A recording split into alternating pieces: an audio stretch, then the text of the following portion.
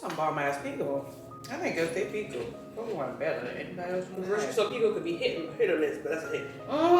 Then it's like a happy hour / brunch from like 2 to 4. Oh. So the menu is limited, but it's like all good stuff. Like I'm not doing that shit. But this is nice. I like the way you put this together. You do a good job with this one. Hey y'all, this is Tamika, the face behind Hey HR. Y'all, we have been talking about this so often. If you guys have been on my recent lives, then you've been in the conversation where we talked about African American sisters in our hair while maintaining our professionalism.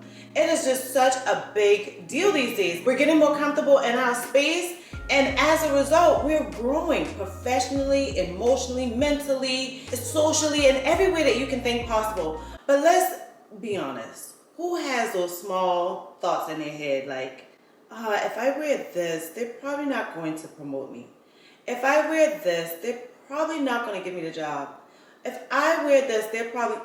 If y'all ain't had it, I've had it. So what I thought that the best thing we could do is make sure to bring the professional in this space. Not only a professional in hair care products and taking care of African American hair, but also a professional in the corporate workplace. So I bring to you guys the CEO of Iyurve. Her name is Ravin Marion. This is my girl, y'all. I'm so excited to have her on here. I'm so excited to finally be a part of it. I know. HR video. Y'all, if you guys have been on the live, this is my girl. She's in there pumping us up all the time, asking amazing questions.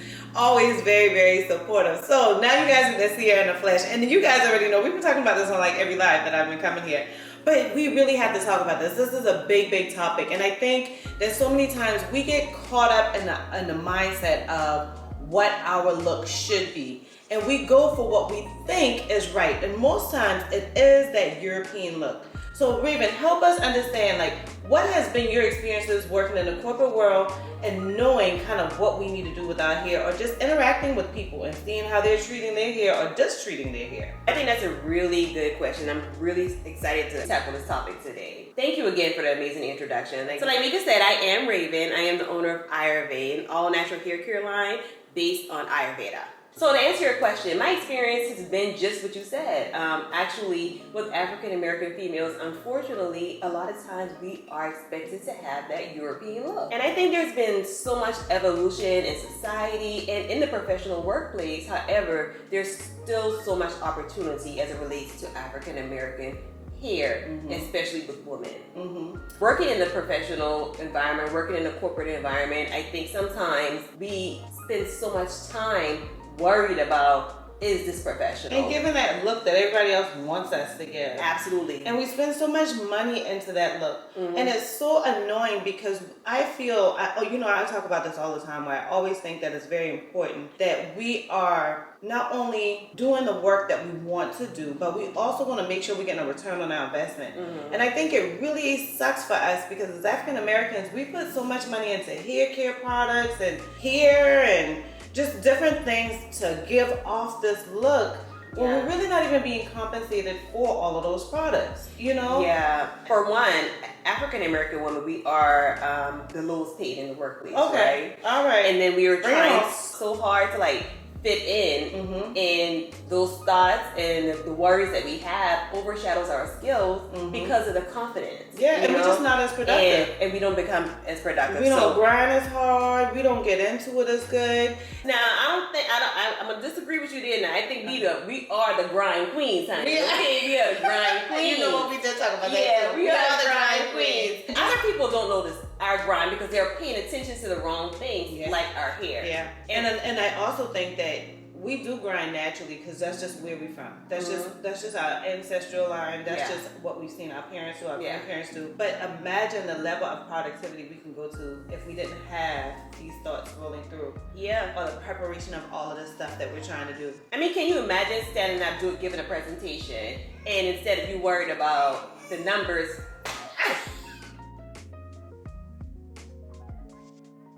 but this is nice. I like the way you put this together. You do a good job with this one.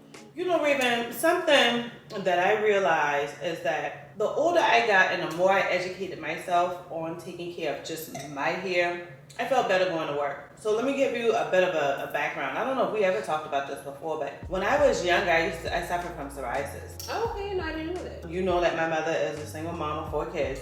So it was difficult because all of my childhood, she worked 2 to 3 jobs. All of my childhood. Wow. So taking care of our hair, you can imagine, was difficult for her. Yeah. And then you got somebody that has... Finding that time and the money that it takes to take care of your Oh hair my properly. God. Yeah. I just told my cousin at my aunt's funeral, I said, you really don't know how much you like motivated me. Yeah. And she thought I was talking about like everything I'm doing now. She was like, no, I never done that. I was like, no, my hair. Because she said to me one day, I was just so embarrassed going to a family cookout and I had like the sores in my hair, bleeding, dry. From psoriasis. From psoriasis. And she said everybody was just giving all of this judgment. But you know, it's sad to say that in the African American community, sometimes our judgment come off so strong that it could be received wrong. Yeah.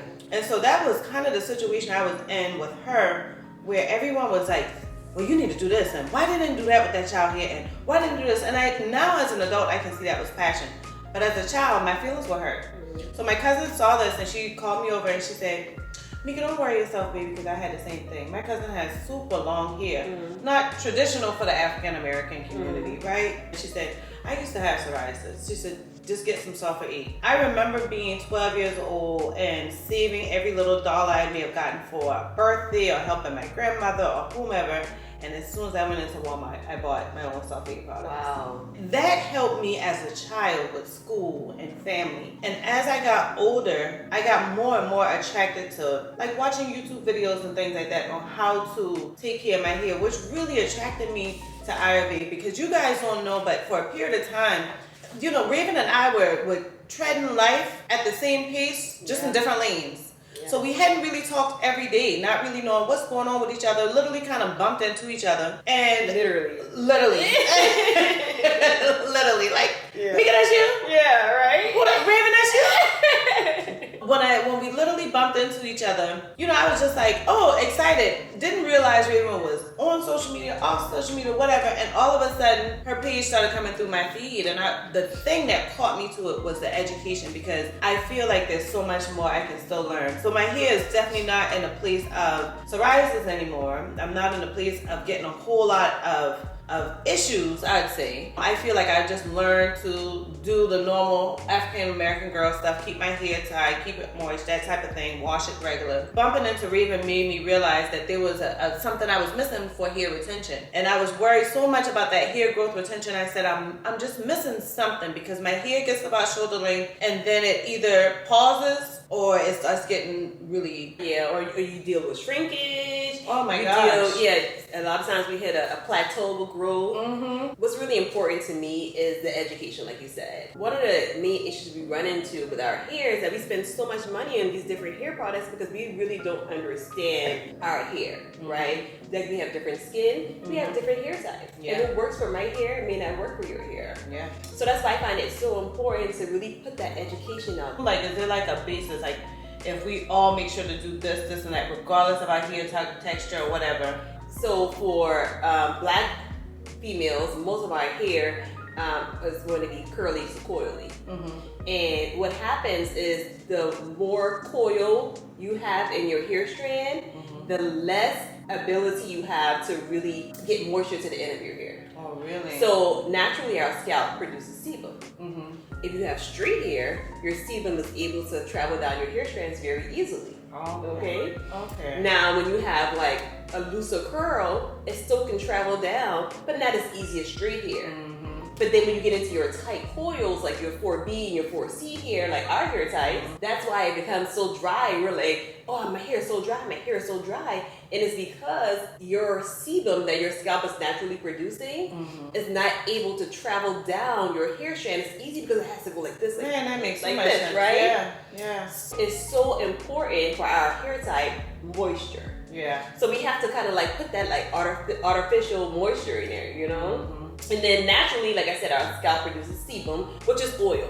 Once you moisturize your hair, you want to seal it in with that oil. Okay. So moisturizing is huge, and trying to Yeah. feel that moisture, the natural moisture, And I guess you got, because of our hair types, you have to give it like an extra boost. Easiest thing to remember the method is LOC, L-O-C. Okay. She created the LOC method, which is liquid oil cream. Oh. And now we can kind of get into, you know, porosities and things like that. Some people have to do LCO, but the easiest, right. So the easiest way to remember is going to be the LOC method. So you liquid, which is some type of hydration, you know, like you can use your mango mist hydration and spray, get you some, you know, hydration in there. Okay. And then you want to put your oil in. Okay. And then you want to seal it with a cream base. It's like Bohem Magic. Something like that. Gotcha. You want to just seal it in. And with that, it's just going to make sure that all that good moisture that you have in your hair is sealed in. And the tighter your curl pattern is, the more important it's going to be even more often. And I'm going to tell you guys something. So y'all saw that Ravin just mentioned some of her products. And I have used several different products over the years. When I realized, I kind of just fell onto her page on IG and realized that she was creating a product, I was like, okay, let me stop with this stuff that I'm using right now because I really want to see the effects of hers. But the second I started using Ravin's products, it just really was like an amazing difference. One of the first things I absolutely love is that your product doesn't, like, I always had an issue with, I'm going to get stuff clumped in there, or I'm going to get like a whole bunch of dandruff. Since using Iyurve, I have not had any of that. Thank you. The products are really good for like dandruff, psoriasis, any type of scalp issue. By going back to like what you said earlier, you were talking about some of the products you used previously just being really too oily.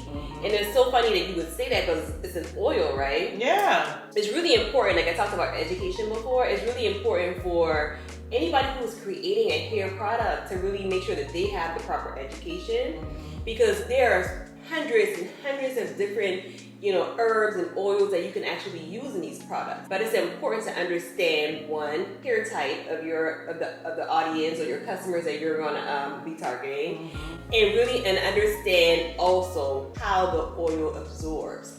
Yeah. So there's something called a comedogenic rating. And what that means is how likely is the oil or the product to clog your pores. Oh. So some of the heavier oils can be higher on the comedogenic scale. Now, let's take castor oil for example. Castor oil is a very heavy oil, but it's great for hair growth, right? But you have to make sure you understand how much castor oil you can use so your oil isn't heavy. That's the part we fall short. Yeah, so you have to balance it out with like a jojoba oil, which is like a lighter oil. So a lot of times people who are creating these products don't really understand, you know, the education behind it, and that's really important. And I think one of the biggest things that really has helped me kind of build my confidence in the workplace is not only just having that type of education, knowing what works for me, kind of doing a test and trial over time. Yeah. But it's also kind of learning protective styles. So what are some of the styles you feel are more protective to not only take care of your hair, but also look professional? Yeah, here we go. We're going to get into it. This is my favorite subject because I'm a natural girl. It's so important for me to really, really care for my hair and my scalp, right? Yeah. So every night I'm making sure I'm hydrating and oiling and massaging and things like that. And then I'm sleeping with like a silk bonnet or silk scarf. I mean silk and satin. Okay. Because cotton is literally going to suck the moisture out of your hair. Oh wow. So for our kinky coily girls, cotton is not good. Oh, I gotta change. See, I'm always learning something new when I'm with her, y'all.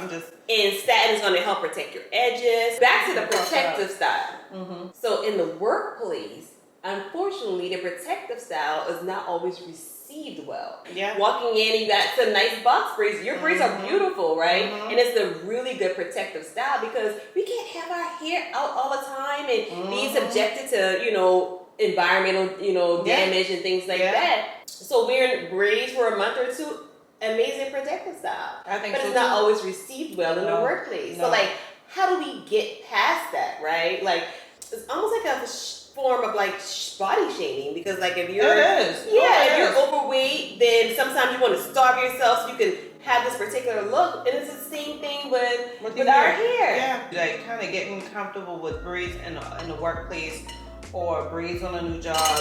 Even, getting with color and stuff like that, that's so new for me because, like you said, I really experienced where I didn't get the promotion that was originally offered to me because I came up with braids. Best thing for me that's really helped is just knowing that I'm finding a company or an employer who is diverse enough to accept me for who I am. Absolutely. There you go. Because it's not going to be received the same way if you come in with blonde hair, then black hair, then red hair, as it would be a white woman who would come in with blonde hair, and then black hair, and then red hair. Okay. Now, she may not naturally be a blonde. Okay. But it's fine. But it's a different thing. It's a different thing, Yeah. right?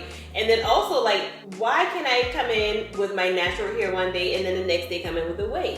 Yeah. Because a wig is also an amazing protective It is. style. This is one of my favorites. Now, I don't subscribe to using glues and things that can be damaging to your hair. So, like, I would wear a glueless wig and make sure my hair is protected under it. And when you say protecting under it, what's that? So I just make sure I have on the proper, like, headscarf or, Okay. wig cap or whatever under it. So I don't have a lot of friction from the lace Oh, on my natural hair. Okay. Okay. So yeah, and then this is an amazing protective style at night. I'm taking it off and then I'm caring for my hair and my scalp. And when I take my braids out from under my wig, my hair is healthy. I just want us to get to a place where we're accepted as Black women, no matter which hairstyle that we choose. And we're accepted based on what we're able to bring to the table, based on our skill set. Our knowledge, our past experience.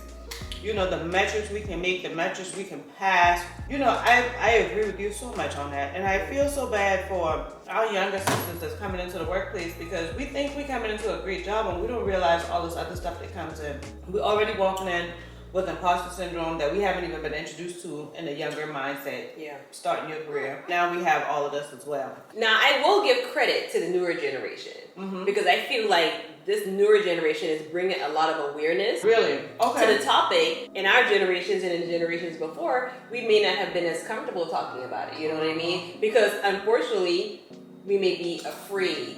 Yeah. Afraid of losing our job, afraid of being seen this way, afraid of being called or judged as an aggressive Black woman. Oh, girl. Okay? Listen, we can do a whole nother video on that. Girl, that's a whole nother topic right That's there. a whole nother topic. But I really feel like I'm gonna need another bottle of wine. yeah, okay. I really feel like the newer generation is doing a really good job bringing a lot of awareness to this topic. And you hear it a lot now.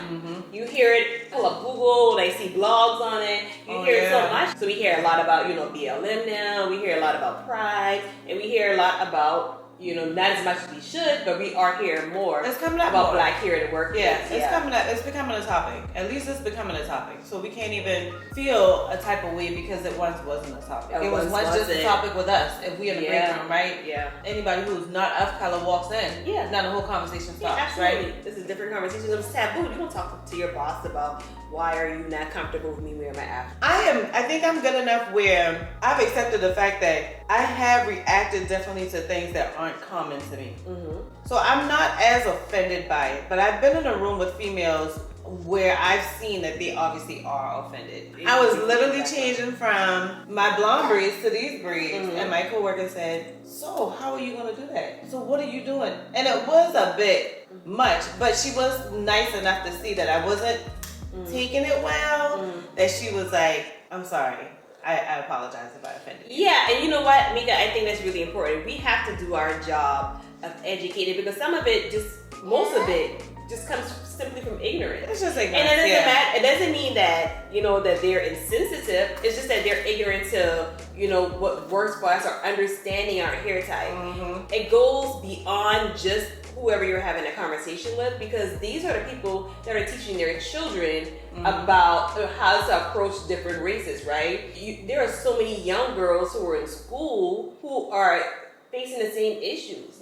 People who don't have big hair or curly hair want to say, "Oh, I'm gonna touch your hair," and just touch their hair without their permission. You know, imagine how uncomfortable that makes you feel. Is like, somebody touching you without your permission. Okay, but my biggest thing is it doesn't even matter for me if you're not somebody I interact with on a regular basis. You shouldn't be touching my hair. So I don't care if you're white, Black, Chinese. Like it doesn't matter to me. That's too much. Too much. It's too much. And like what I'm saying, like everybody doesn't know that. Yeah. So we have to do our part. And just, what's wrong with standing up for yourself? Hey, I would appreciate if you don't touch my hair. It's just in a nice way. It just sucks though because when you do that, Then in the professional corporate world, they take it as the mean black girl, mad Aggressive. black girl, aggressive. So it's so hard to say, well, I'll just do this, I'll just do that, because not all the time that's received well. I think that we definitely have talked about the overview of it all, but just to list off, to kind of close us out here, just list off some of the styles. You've already said that wigs are good. More so the glueless waves, making sure to wear a wave cap in between the waves, Yeah. as well as braids. Anything else you feel, and obviously if we just keep it curly and do a nice afro. Yeah. So I think those are the three ones we've kind of touched on. And I would probably also say another one of my favorite styles are just like micro twists. Just really putting your hair in 2-strand twists, like small ones all over. It's a really good protective style. It could be fun. It could be styled in so many different ways, and you can wear it like that for a few days, styled in different ways. And then maybe on the last day you pull it out, and then you have some amazing curl definition. So that's one of my favorites as well. Yeah. And also do not forget the lock method. If you guys don't take anything else from this, remember the lock method. LOC, liquid oil cream. Okay, y'all. I'm This so was excited to have my girl. I It's so cannot fun. believe- Y'all, this is my very This is my first girl. Hey HR moment. Okay, it won't be the last. It won't be. It won't be the last, but I had so much fun.